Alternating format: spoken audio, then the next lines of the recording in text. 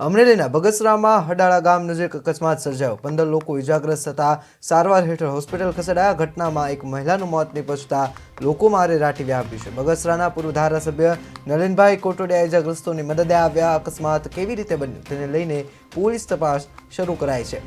વાત કરીએ અમરેલીના બગસરામાં હડાળા ગામ નજીક બોલેરો ગાડીનો ગમખ્વાર અકસ્માત સર્જાયો, જેમાં આશરે 15 જેટલા લોકો ઇજાગ્રસ્ત થયા છે. સારવાર હેઠળ આ તમામ લોકો ખસેડાયા છે.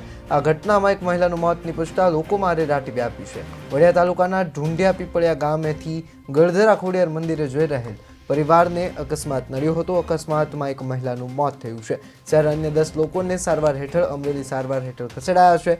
ધારી બગસરાના પૂર્વ ધારાસભ્ય નલિનભાઈ કોટડિયા તથા ત્યાંથી પસાર થતા હતા ત્યારે માનવતા દાખવી તમામ લોકોને સારવાર અર્થે બગસરા હોસ્પિટલમાં ખસેડવામાં મદદરૂપ બન્યા છે. આ અકસ્માત કેવી રીતે બન્યો તેને લઈને પોલીસ દ્વારા હાલ તપાસ હાથ ધરવામાં આવી છે.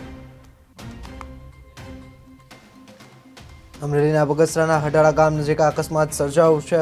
આ ગમખ્વાર અકસ્માતમાં ડાલા ચાલકે પોતાના સ્ટેરિંગ પરનો કાબુ ગુમાવતા અકસ્માત સર્જાયો છે. ઘટનામાં એક મહિલાનું મોત નીપજ્યું છે, જ્યારે 10 થી 15 જેટલા સવાર જે હતા તે લોકોને ઈજાઓ પહોંચી છે. ધારાસભ્ય ત્યાંથી પસાર થઈ રહ્યા હતા. એ દરમિયાન ખ્યાલ પડતા તેમને ઈજાગ્રસ્તોને હોસ્પિટલ મોકલવામાં મદદરૂપ બન્યા છે.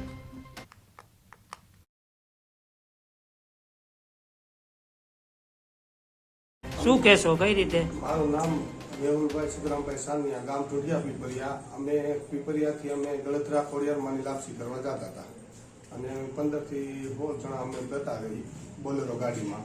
અને ગાડી આવી આવતા નોર્મલ ગાડી આવી જતી હતી. આપણે અડાળા વૈટા ને તે અચાનક છે ને ટેરની ચોકડી તૂટી ગઈ.